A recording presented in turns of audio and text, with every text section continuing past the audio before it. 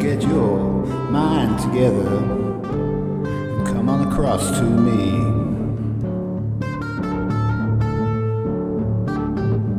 We'll hold hands and we'll watch the sunrise from the bottom of the sea. But first, are you experienced? Have you ever been experienced? Well, I have.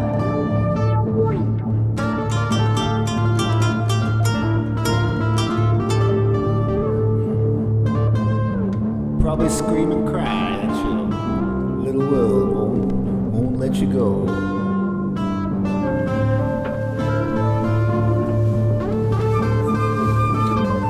Who in your neat little world are you trying to prove that you're made out of gold? Well, as you can see, it's sunrise and it's the next day at Holyhead, and it's so nice to be here. I like this place, and I'm going to see if they'll have me at the sailing club here with an annual mooring, and just see if they'll do that. If they won't do that, then I'm just going to have to go, because it's £22 a day and I can't really afford to pay that for too long. I may as well just be on my way. And so we learned a few things from this little escapade. And one thing is that the weather forecast is not always accurate. And so what this forecast did was, it said that the wind was building up and then it was going to be like 20 knots. Yeah, and so what happened was I made myself ready at the beginning of the build-up, but the build-up didn't happen. Not where I was. Maybe there was something in the channel, but not where I was. I would have had to go out long way to get it. And so as the days got closer, I kind of forgot, you know, because I didn't have internet access there, so I couldn't check Windy. And I forgot, like, really kind of like what I was doing. I just needed it. I had to go. I did have to go anyway, because, you know, it was the only way I was going to get out of there. I had to do it, really. But what the mistake I made was, I should have realized that it was going to go strong, and I should have reefed up really early, very early. But because I'd been fighting the current, I wanted to keep as much sail so that I could, you know, get as much speed against the current when it was pulling me backwards.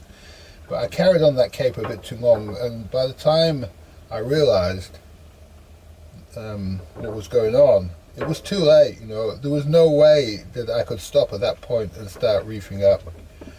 It was just too dangerous. The sea had got up and I couldn't be out on that deck messing around trying to reef that sail. And so I just sailed it out.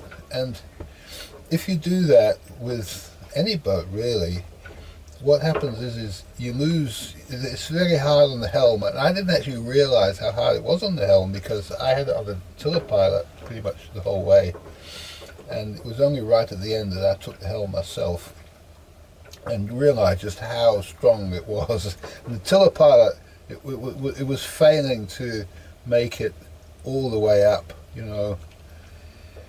Yeah. What happened? So it didn't give any like sign that it was having trouble. It just, I kind of think it was just losing it because it was just so hard, you know, to pull. Once I got on the tiller, I could do it, but it was very difficult steering. I had to steer for about 3 hours in probably the most difficult seas and conditions that I've been in. And the funny thing was as I got to the end, you'll see I managed to take the camera out and I got the one shot of the lighthouse.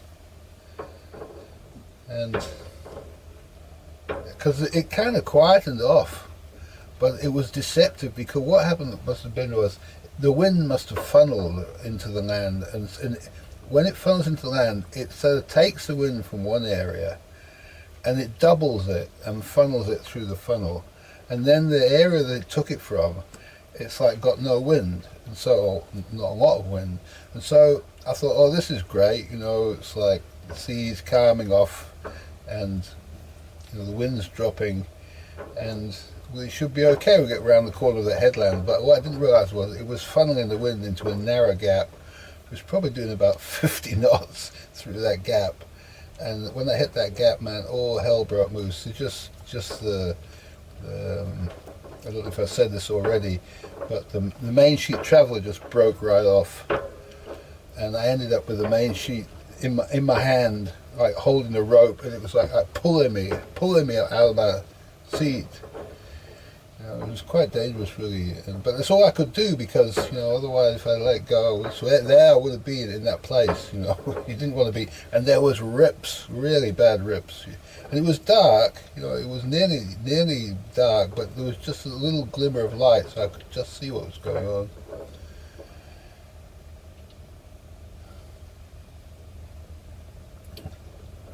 Yeah, as we got around that corner, man, it was just terrible. I tried to sail it in, but I couldn't get it that far. As soon as I got to a point where I thought, this is it, a little voice in my head said, put the anchor down, now. So I did, and we got through it.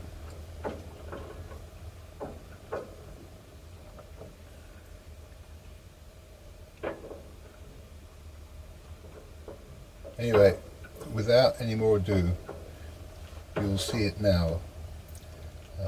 Everything I filmed of what happened on the trip from Skomer Island to Anglesey, Holyhead, Holy Island it is, not on Anglesey, it's actually on an island off the island of Anglesey, another island called Holy Island. Special place. This must have been where the Druids were, I think. This is where they would have been. That's why it was called Holy Island. So it's nice to be here, because I am a Druid, you know. A real one, not these fake ones that initiate themselves. Arch-Druid number 33, you know, I'm not one of them. I'm a real one. Oh. And I have the egg to prove it. There you go. This proves I'm a Druid.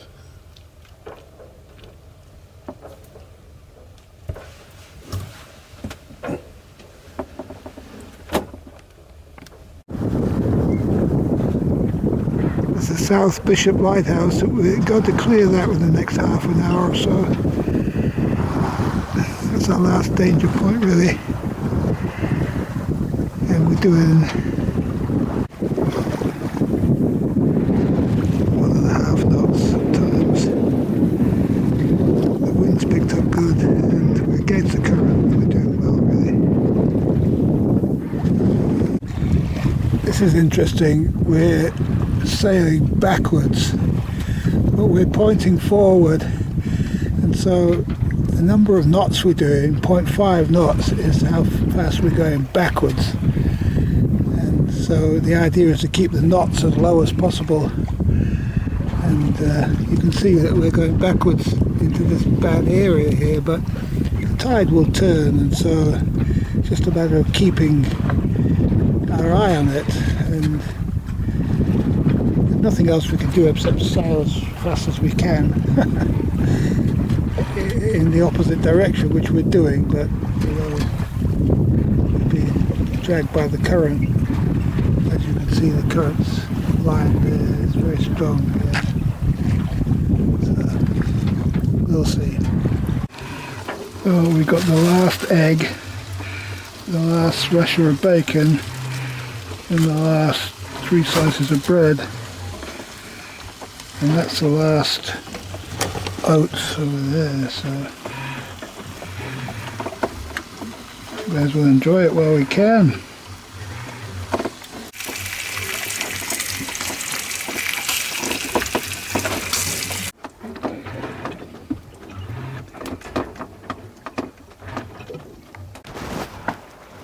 Oh, it's 7:30, and you can see how much we lost.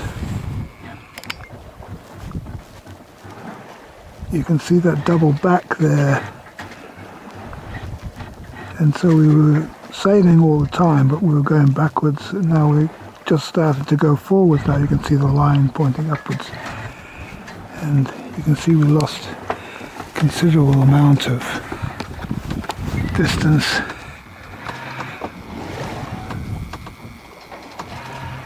There's the lighthouse again over there. So we're just going to quietly carry on all night, I suppose, as long as this wind holds. This wind is very light now. It's gone very light. And so as long as it stays like this, we'll be able to head out.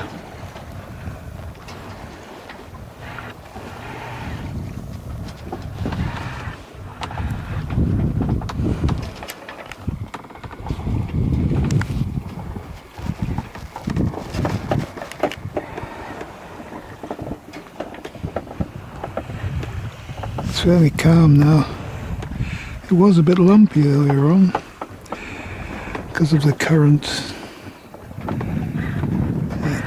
It seems to be coping all right. There's Skomer Island behind us. So, you know, we basically saved ourselves from going all the way back there. And now we're carrying on again. And the current's going to pick up to it. You know, we'll be doing 4.5 knots before we know it. Hopefully.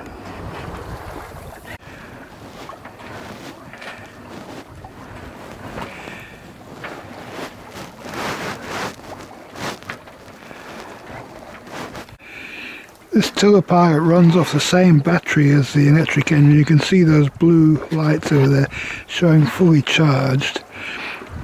It'll show fully charged anyway with the solar panel, because that's like higher voltage coming from the solar panel. But when the solar panel dies, that'll be the battery reading. And there's lots of batteries to run this, and they don't have anything to do with the navigation system batteries or, you know, the house system. And so this thing could flatten itself if we wanted to, no problem. Wouldn't affect anything else.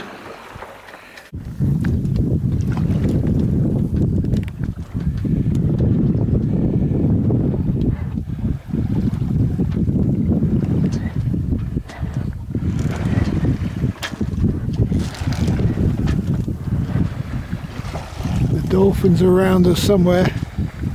Oh, there's one.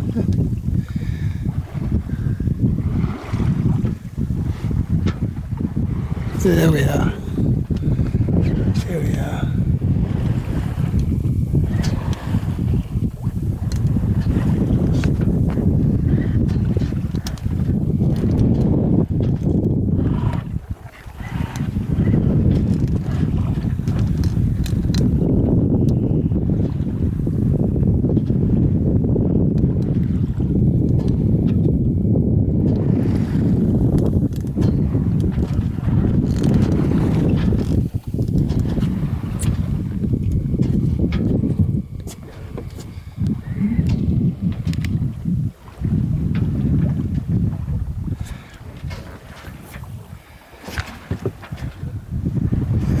Speed is up to over 2 knots now, and so it's just picking up good. We're just catching up. We lost about 4 miles, I would say, 2 miles backwards and 2 miles back again, so we lost 4 miles.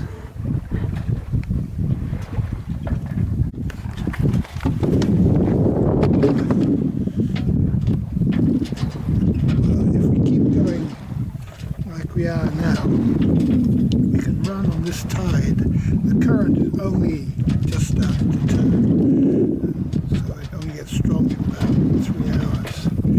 So we've got until 3 o'clock in the morning before it turns around. So it's nearly 8:30 now. So we've got until about 3:30 before it starts doing, you know, this funny stuff again. 3 hours after that, we'll have to be going backwards if we don't pick up the wind. But the wind's supposed to pick up to much stronger tomorrow. the early hours of the morning. We'll just keep our fingers crossed. It looks like we can cope with this. So, the dolphins. We had the dolphins all around the boat, but I was charging my camera so we didn't catch them. It's nice to see the dolphins. People say it's a bad omen, actually. Greeks and that. I don't see it that way. I can't see dolphins. Right. Just giving us a nod and saying it's okay. 3. We'll just clear this coast, get a little bit further up offshore as we get up here. It looks like we're going to do this on this particular because I should imagine the current gets up to some I think it goes up to about 3 knots, 3.5 knots. When it gets up to that, we'll be motoring. Okay. Nice out here.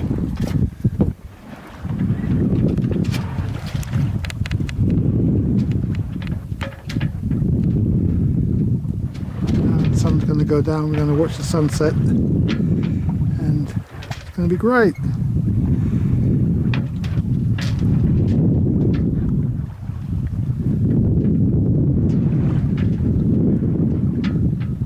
Interesting cloud formation on the left hand side there.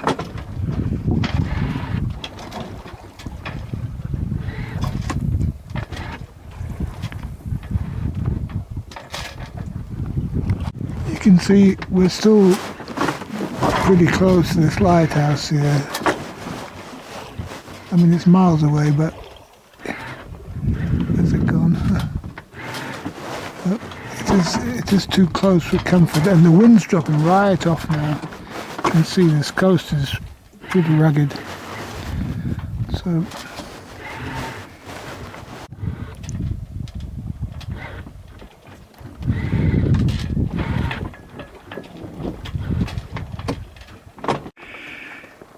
you can see we really need to clear this lighthouse, all this bad stuff around here before we're happy, but it's not far away now, and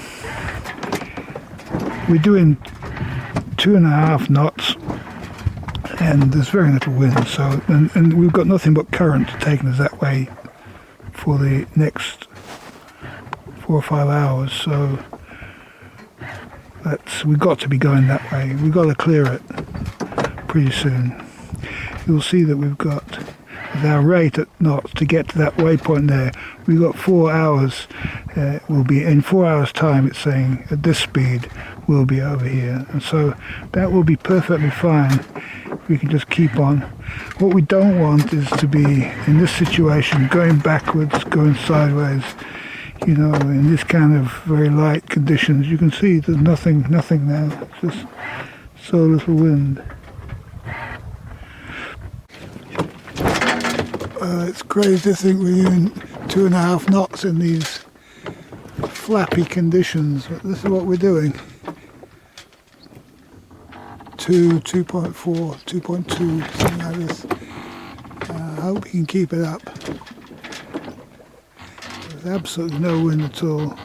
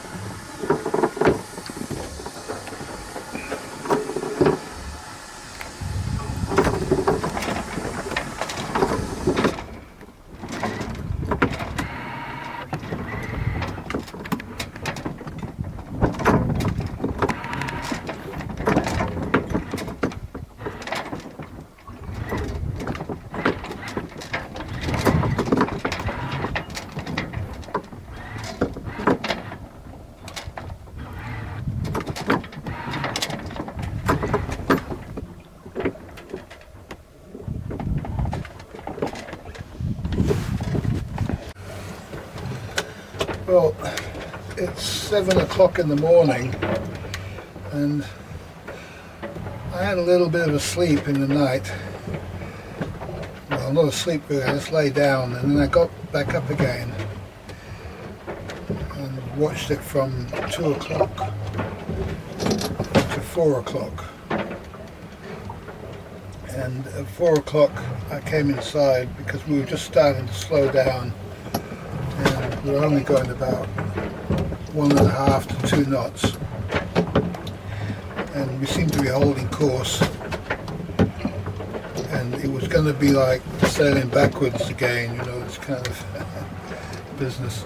So I thought, well, that's the time to sleep when, you know, we're not going so fast and we're not going to be making much headway. So I went there to lie down. I did sleep for a while, 4, 5, 6, 7, 7 o'clock now, 3 hours. I got in 3 hours. And 7 o'clock, it just, it's probably another hour that the tide's going to run for. I had a look, and you can see here, we haven't gone backwards at all, no backward movement at all.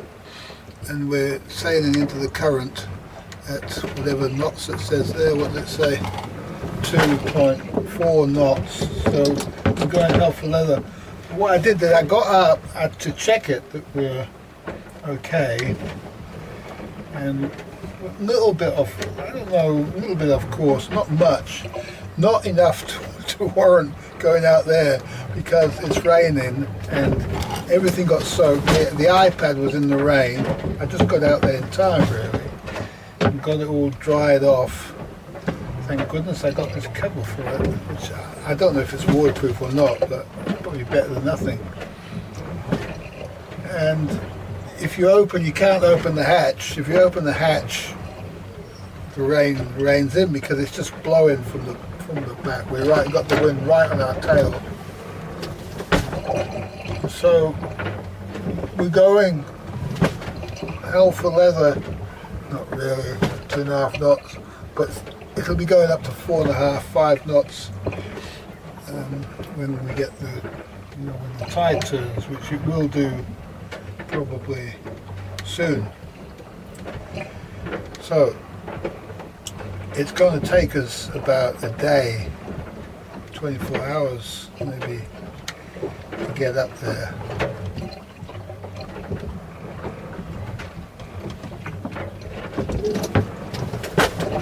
To Holyhead.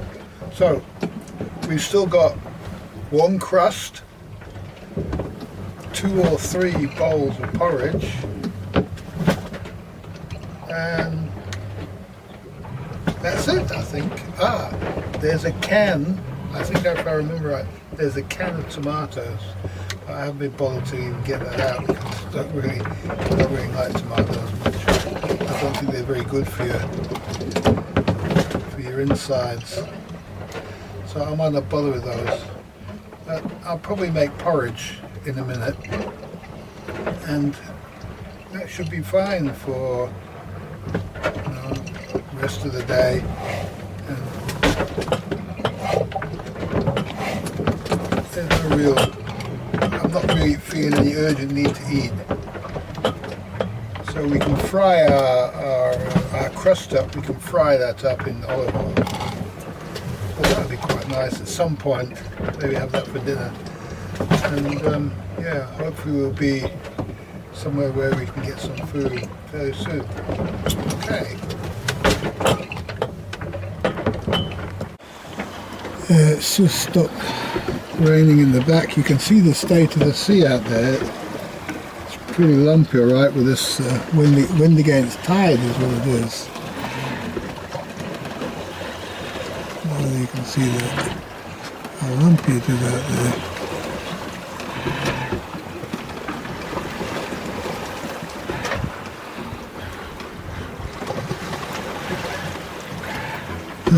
That needs adjusting, doesn't it?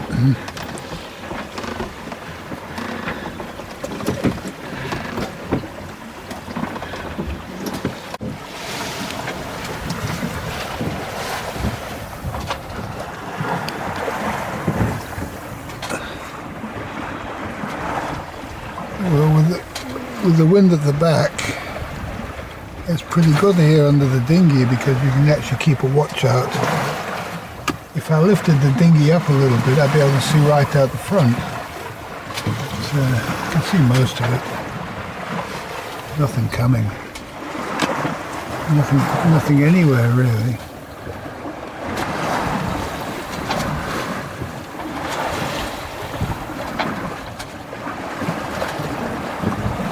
It's actually a more comfortable ride at the front with the wind at the back.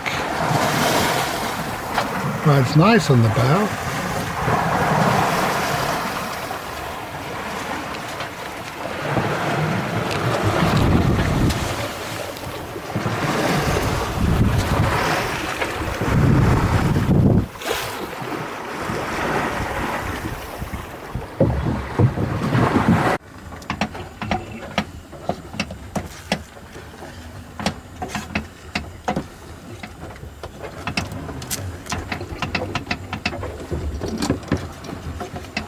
A bit roly-poly, but we can wedge ourselves in here.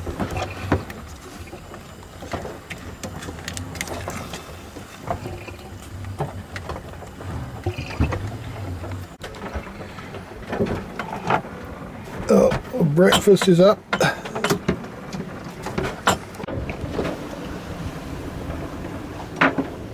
Well, she's surfing now. 7 knots, look at that.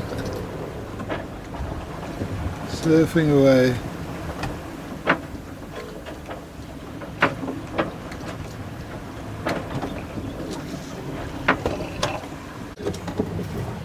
Well, it's really cold in here. I've got my scarf on. I'm going to have to put my sheepskin on in a minute because it's just getting too cold. But there's a lot of wind is actually blowing through the cabin here and out through the hatch, but I need the hatch open so that I can see that we don't hit anything here. Oops. And yeah, 7.5 that was. It's ridiculous. And if you go to the front, the bow, it's like surfing. Yeah. So we're getting there faster than what we were before. It's going with the current now. It's like makes a big difference.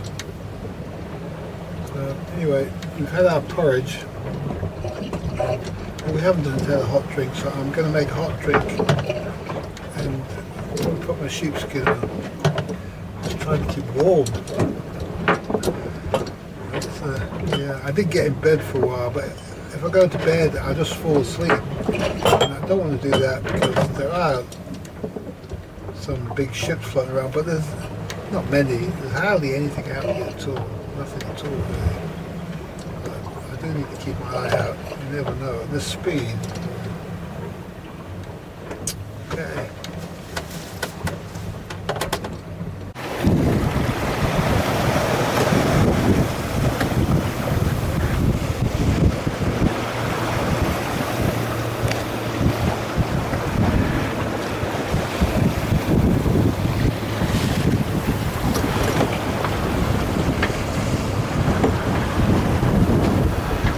A good sea out there.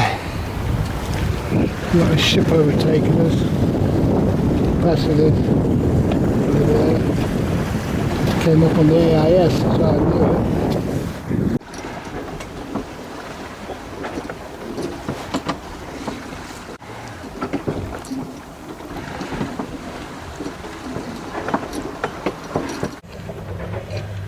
Oh, I've just been out there, tidied up a few things. Last night the Traveller broke. It just came right off the Traveller, and so I had to jury rig it. I just tied some ropes to a couple of things there and I could just tie it down to. I've just been out to check that it's okay, you know. It's not that strong wind. It's because of the current that we're going so fast, and so it looks like everything's kind of stresses and strains look good out there. And the sea's pretty rough, and so it's normal really out here in the channel. So the forecast is for stronger winds tomorrow, I think. So the quicker we can get to Holyhead, the better. Holyhead is a good harbour. You can get in there any state, and so if I'm running with my tail between my legs, then you kind of go around the top and Holyhead's around the corner, and so it's quite a good place to stop at, and there'll be food and stuff like that there, and it'll take 5, I'll probably spend a few days there with my friend Trevor who ferries people around on his boat there, often on the moorings.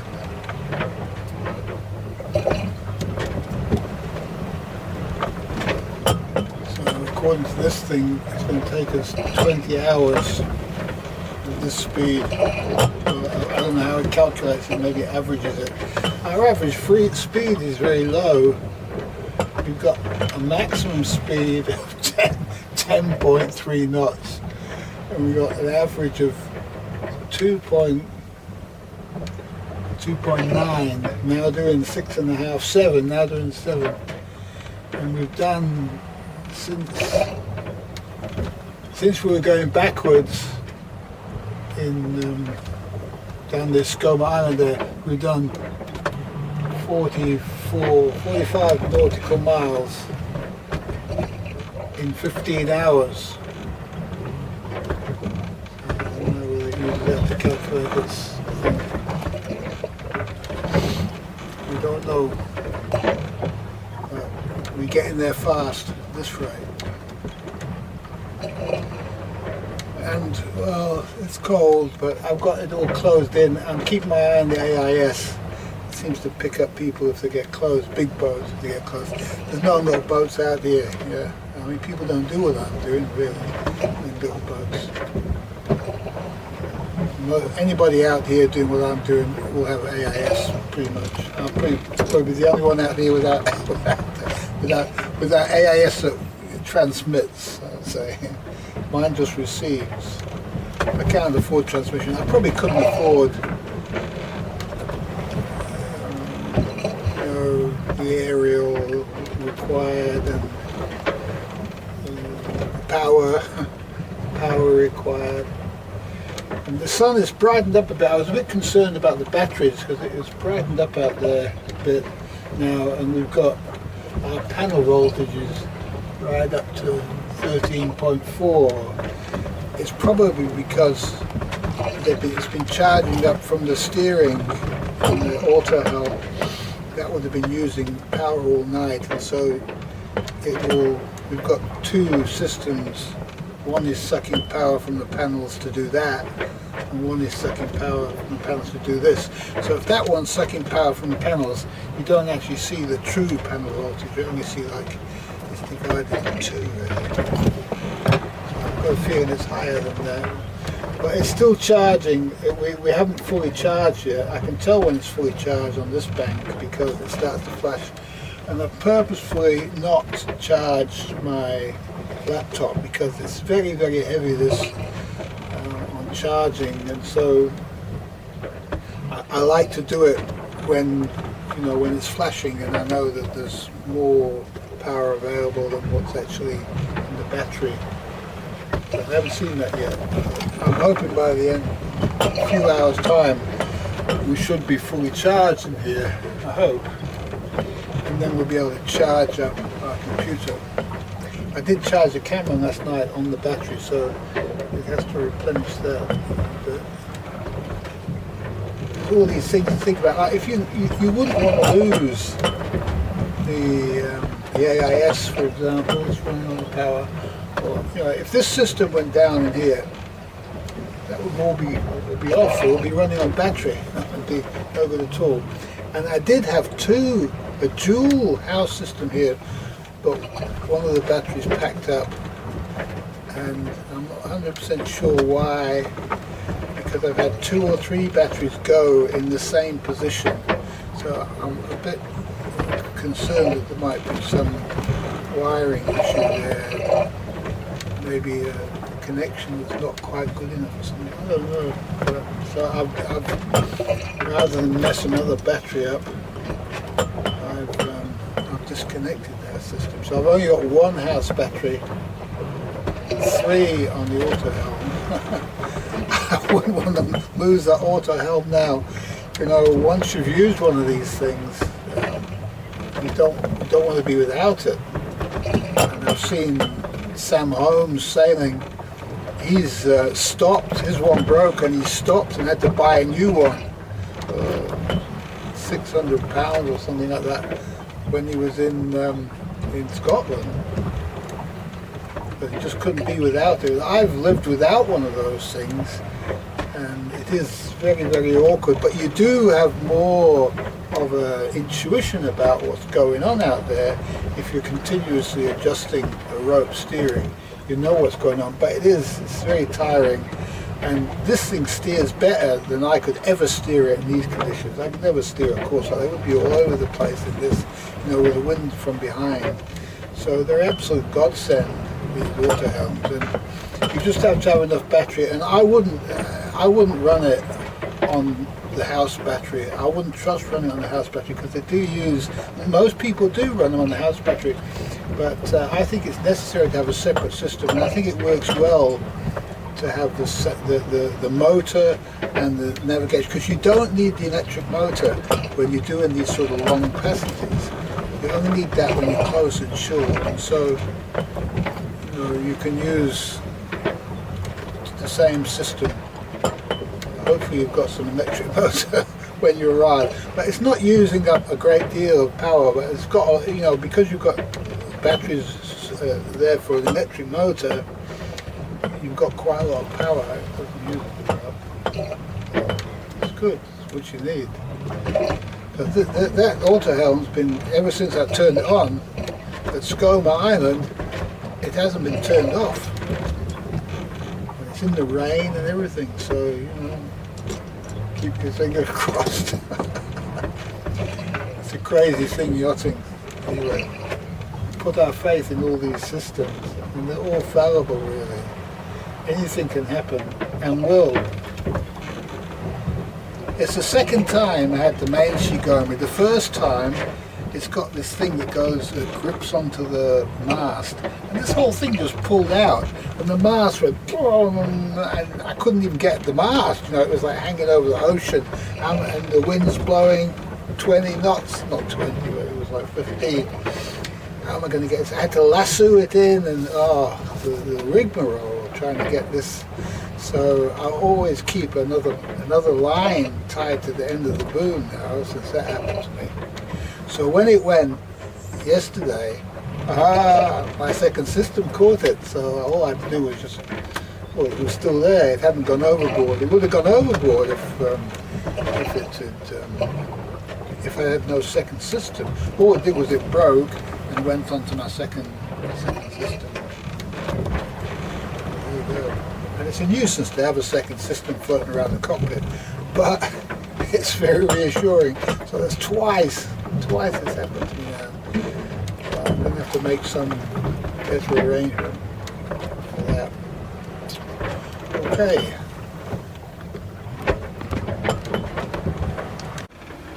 That's interesting. We're only about 14 nautical miles from Bardsey Island. Yeah, so before we're in line with that, it's interesting.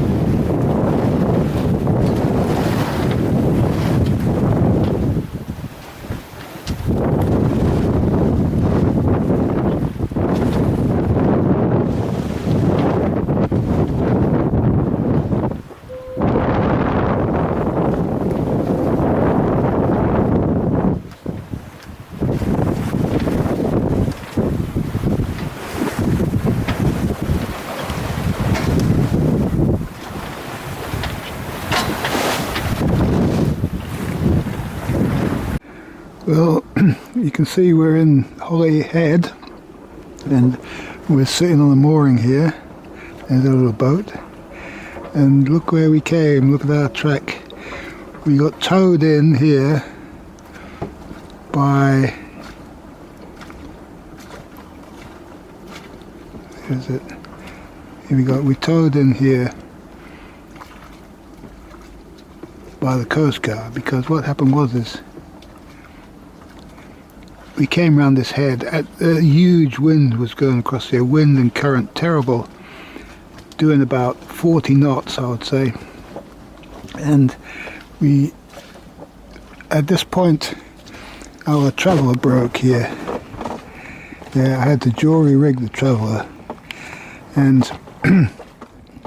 holding, at the time I was just holding onto the rope with my hand, trying to sail, the sail going crazy on me, full, not reefed, and trying to sail around here and into this little area here. You can see I did manage to sail in a bit, but then when I put the anchor down, it didn't hold, you see.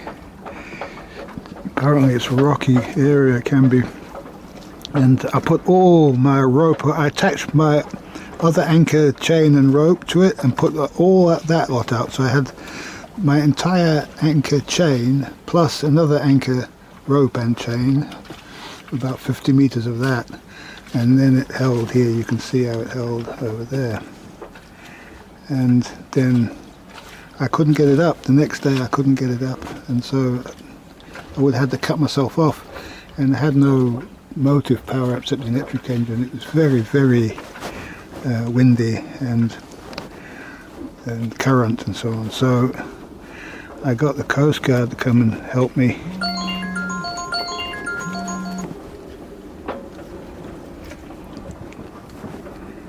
And it's interesting because Elizabeth called me whilst I was waiting for the Coast Guard. Just at that time, it's amazing. That was her calling now, and we spoke on the phone. And then they towed me all the way in here. I'll show you where we came from in a minute. Yeah, that was the Coast Guard calling just to see that I was okay. They're very, very nice people actually.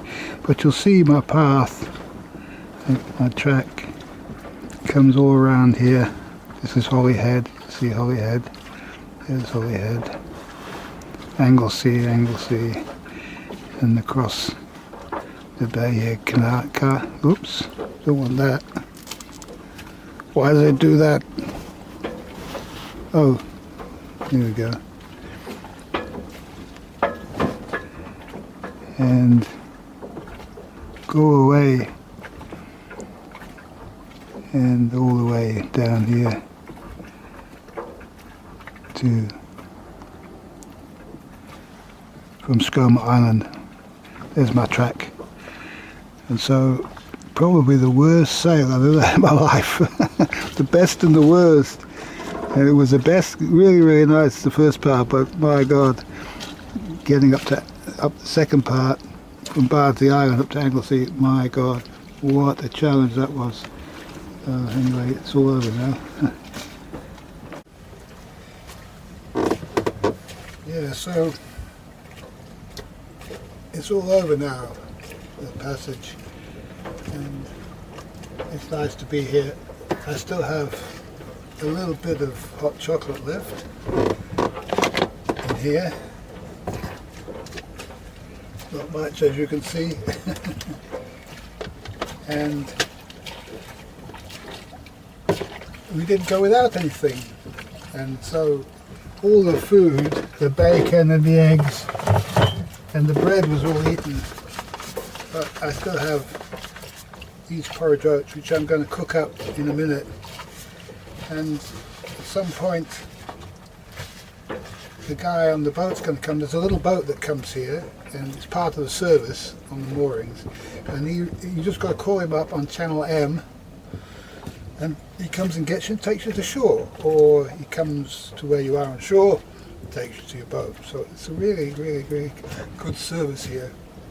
And so I'm going to talk to him about leaving the boat here for a little bit, and I'll be able to get some food later on. So you see, we didn't need to worry about not having any food on board, and water and all that stuff, because we haven't used it all. We're nearly down to the last drop.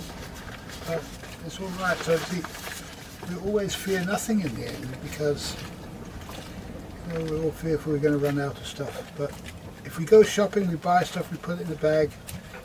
When we walk out with that bag, it's going to be enough. I do all my passage planning this way, and it always works out.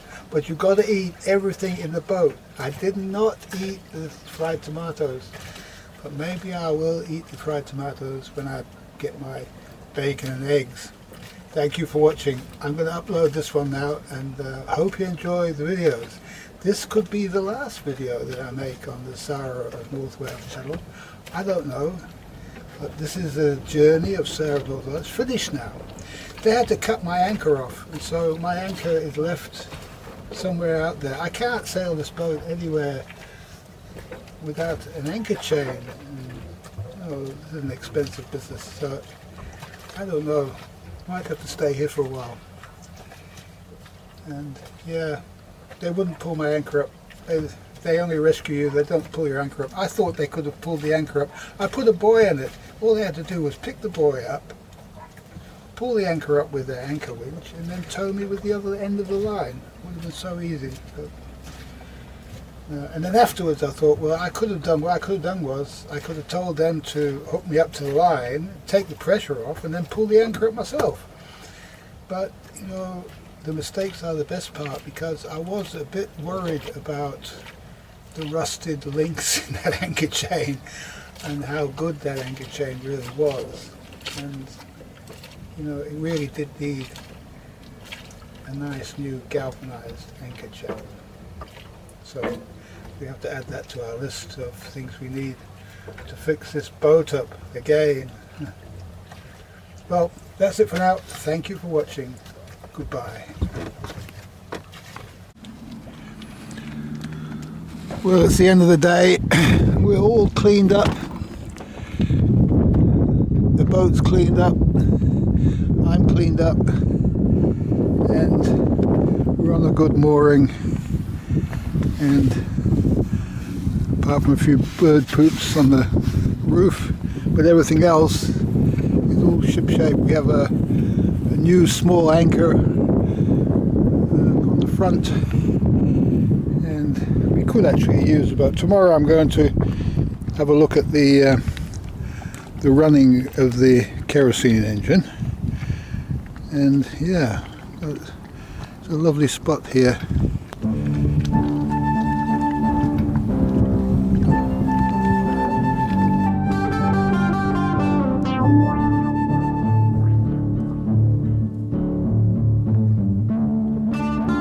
Can just get your mind together and come on across to me.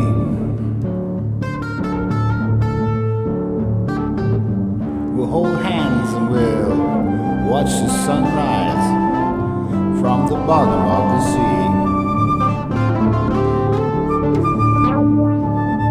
But first, are you experienced? Have you ever been experienced? Well, I am.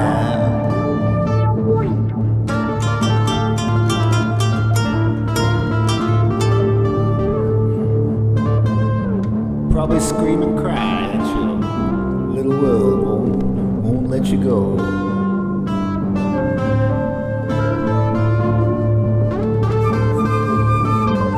Who in your measly little world are you trying to prove that you're made out of gold and it can't be so?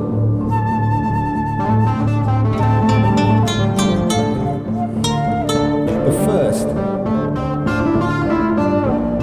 are you experienced?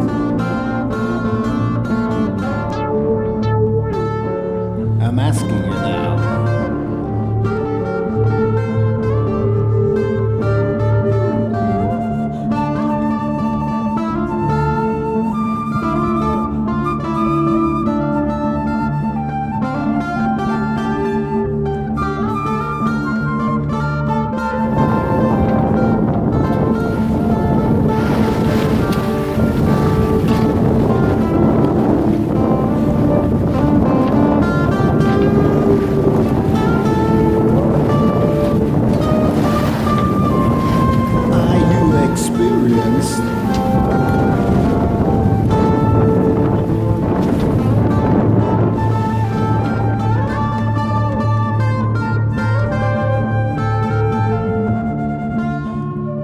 get your mind together and come on across to me.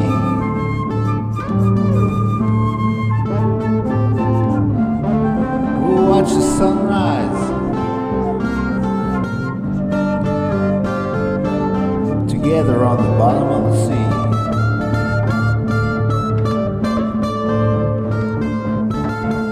But first, are you experienced? Have you ever been experienced? I want you to know